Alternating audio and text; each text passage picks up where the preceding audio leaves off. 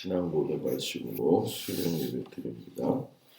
전능하사 천지를 만드신 하나님 아버지를 내가 믿사오며 그 외아들 우리 주 예수 그리스도를 믿사오니 이는 성령으로 잉태하사 동정녀 마리아에게 나시고 본디오 빌라도에게 고난을 받으사 십자가에 못 박혀 죽으시고 장사한 지 사흘 만에 죽은 자 가운데서 다시 살아나시며 하늘에 오르사 전능하신 하나님 우편에 앉아 계시다가 저리로서 산 자와 죽은 자를 심판하러 오시리라.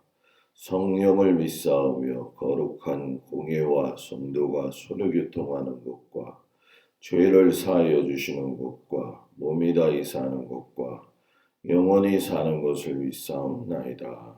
아멘. 찬송가 21장 찬양합니다.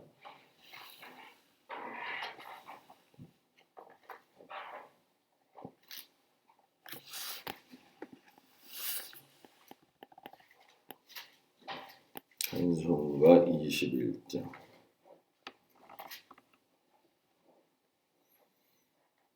다 찬양하여라 전능왕 창조의 주께 내 혼아 주 찬양 평강과 구원의 주님 성도들아 주 앞에 이제 나와 즐겁게 찬양하여라. 다 찬양하여라 놀라운 만유의 주께 포근한 날개 밑을 품어 주시는 주님 성도들아 주님의 뜻 안에서 내 소원 다 이루리라. 다 찬양하여라 온 몸과 마음을 바쳐 이 세상 만물이 주 앞에 다 나와 찬양 성도들아 기쁘게 소리 높여 영원히 찬양하여라.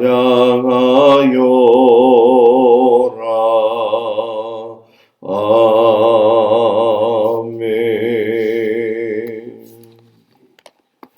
욥기 41장 1절에서 34절까지 말씀을 보도록 합니다.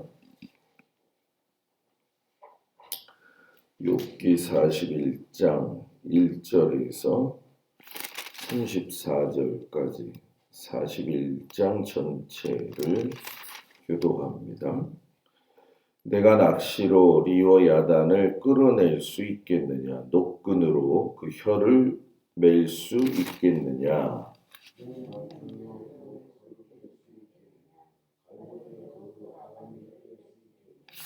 그것이 어찌 내게 계속하여 간청하겠느냐? 부드럽게 내게 말하겠느냐?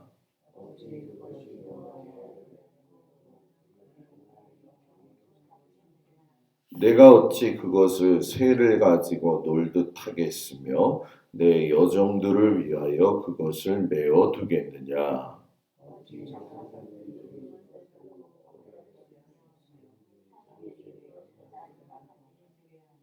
내가 능히 많은 창으로 그 가죽을 찌르거나 작사를 그 머리에 꽂을 수 있겠느냐?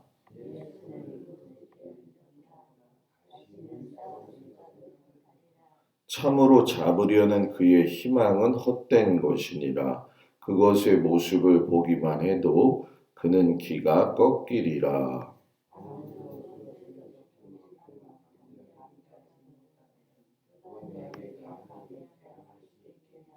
누가 먼저 내게 주고 나로 하여금 갚게 하겠느냐? 온 천하에 있는 것이 다 내 것이니라.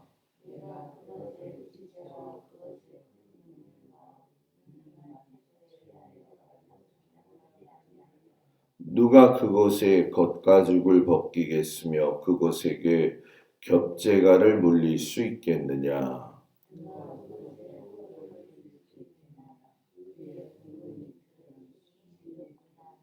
그의 줄비한 비늘은 그의 자랑이로다. 튼튼하게 봉인하듯이 닫혀 있구나.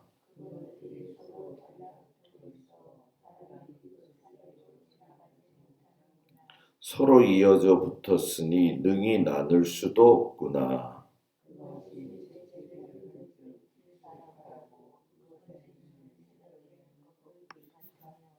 그것의 입에서는 횃불이 나오고 불꽃이 튀어나오며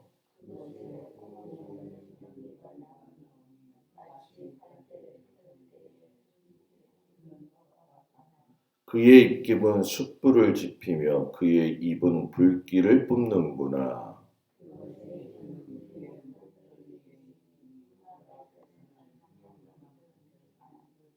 그곳의 살껍질은 서로 밀착되어 탄탄하며 움직이지 않는구나.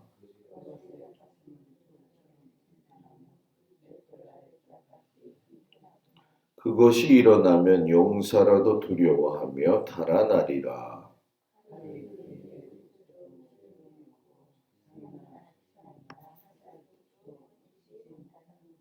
그것이 쇠를 지푸라기 같이 놋을 썩은 나무 같이 여기니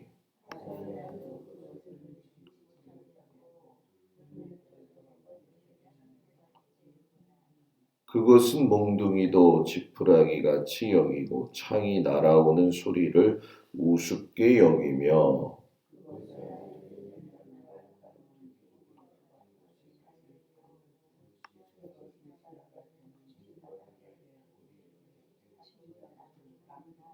깊은 물을 솥에물이 끓음 같게 하며 바다를 기름병 같이 다루는도다.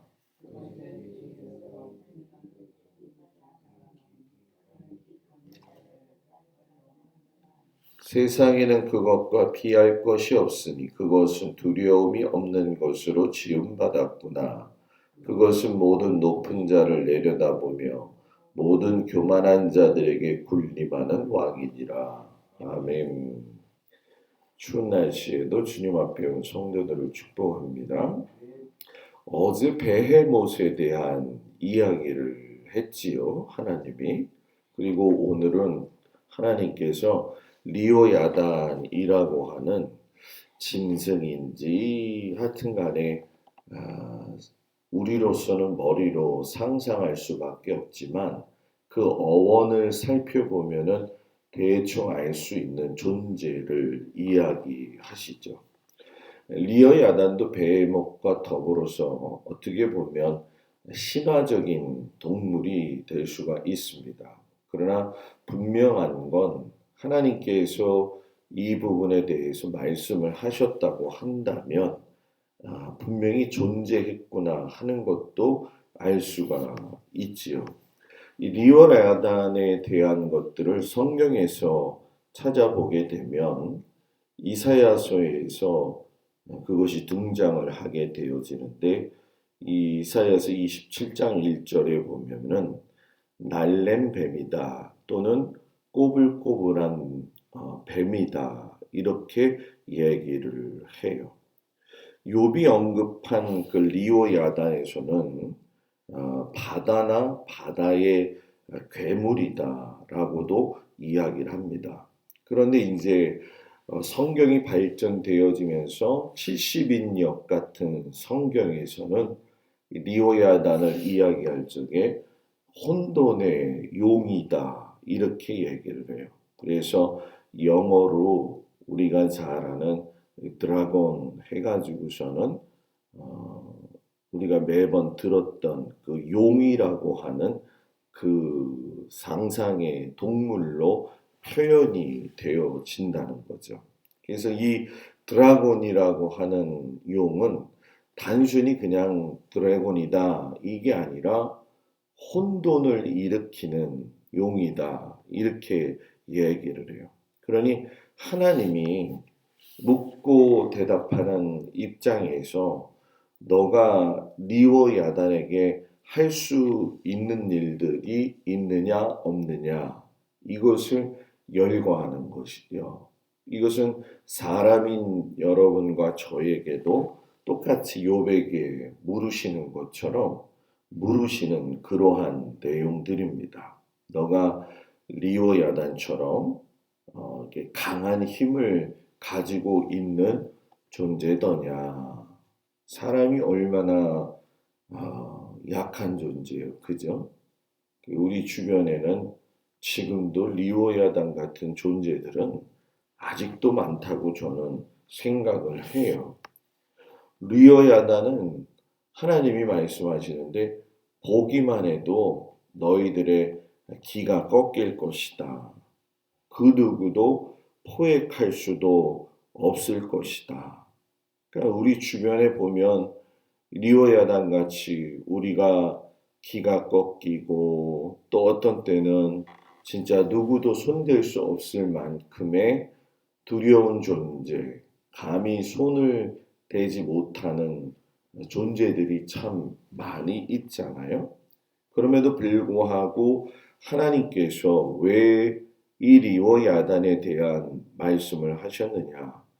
리오야단처럼 혼돈이 있는 아주 극심한 세상을 우리가 살아갈 수 있다 할지라도 이것마저도 섭리하시고 또 만들어 가시고 또 그 안에 두시는 분이 하나님이시다라고 하는 것을 우리에게 말씀하시는 거죠. 감히 사람이 손댈 수 없는 것들을 만들어 가시는 아버지 하나님. 이 리오야단의 거대한 힘을 참 자세하게 설명을 이 모습을 갖다가 하는 것을 보게 돼요.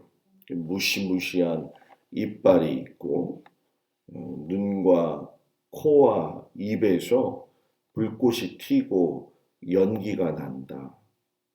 리오야단이 만약에 일어서게 되면 세상에 아무리 강한 용사라다 할지라도 정신을 잃어버리게 될 것이고 칼을 가지고 싸워도 안 되고 창을 가지고 찔러도 안 되고 화살을 쏘아도 소용이 없다라고 이야기하시죠. 리오야단이 한번 떠서 지나가면은 도랑이 파지는 것처럼 큰 소용돌이가 일어난다는 거예요. 그러니 땅 위에 그 어떤 것이 리오야단하고 비교할 수 있으며 또 어떤 왕이 리오야단에게 왕처럼 군림할 수가 있겠냐라는 거죠.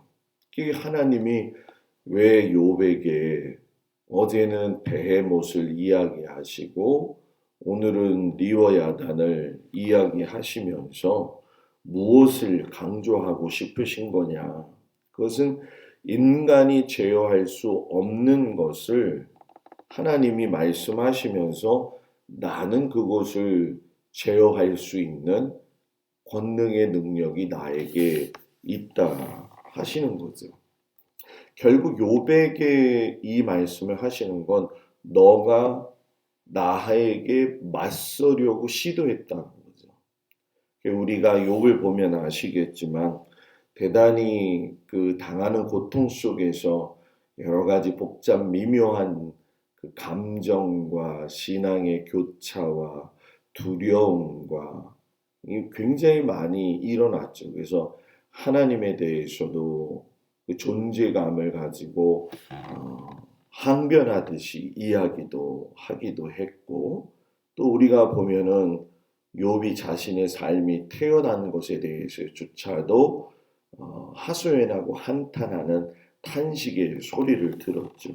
하나님은 이것이 너가 나하고 맞서려고 했다라는 얘기예요.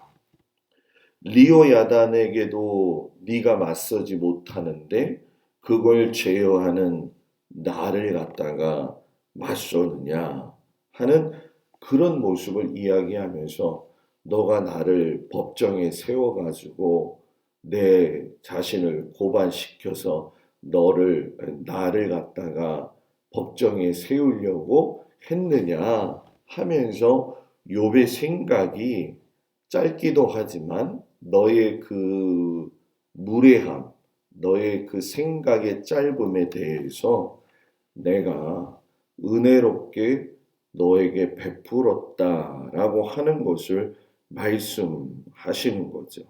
그러니까 이 말씀을 보면서 욥의 한정된 모습 속에 우리의 모습도 보이고 그 욥이 항변하는 그 모습 속에서 우리의 그 답답함도 나타나지만 그걸 또 돌보시고 있는 하나님의 섭리도 발견하게 되어지는 거죠.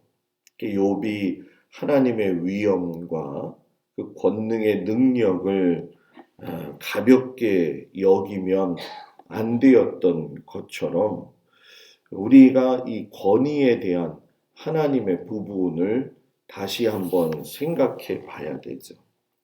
우리가 옛날에 왕의 권위에 대해서 반역을 하면 큰 죄를 지었잖아요. 이게 이제 인간의 왕에게만 그런 것이 아니라 아담도 세상이 창조가 되어지기 전부터 왕으로 계셨던 그 참되신 왕을 우리가 잘 아는 것처럼 반역했다라고 하는 거 잘 아실 거예요.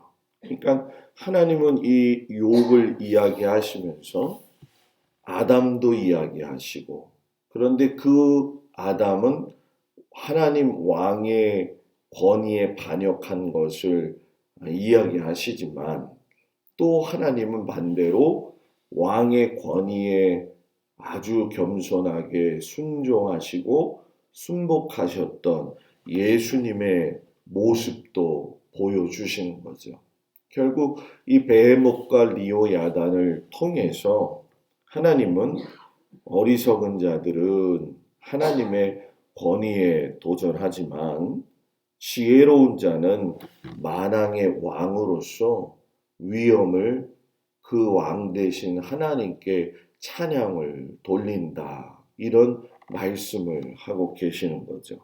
그러니까 이 혼돈의 상황 속에서 욥에게 하나님이 이렇게 혼내시는 것 같지만은 하나님은 일일이 창조주 되신 하나님의 권능을 말씀하시면서 욥이 깨닫게 하시고 또 욥을 한편으로는 위로해 주시는 거죠. 그 사람이 내가 어떤 존재인지를 알 때에 하나님 앞에 온전히 설 수가 있는 거예요. 하나님 앞에 내가 어떤 약한 존재인지를 알게 되어질 적에 세상에 대하는 그 태도도 달라지게 되어지는 거죠. 하늘 높은 줄 모르고 하나님 무서운 줄 모르고 사는 사람들이 세상에는 얼마나 많은지 몰라요. 그 중에는 뭐 하나님을 믿는 자녀들이라고 해서 예외가 없다, 있다, 뭐 이런 문제가 아니라는 거죠. 항상 우리가 이 오늘 말씀을 통해서 깨닫는 건 하나님을 경외하는 것이 사람에게는 참으로 큰 복이다. 이것을 마음속에 새겨두시고 능히 세상을 움직이시는 그 하나님을 섬기며 살아갈 수 있는 우리 모두가 되어지기를 주의 이름으로 축복을 드립니다.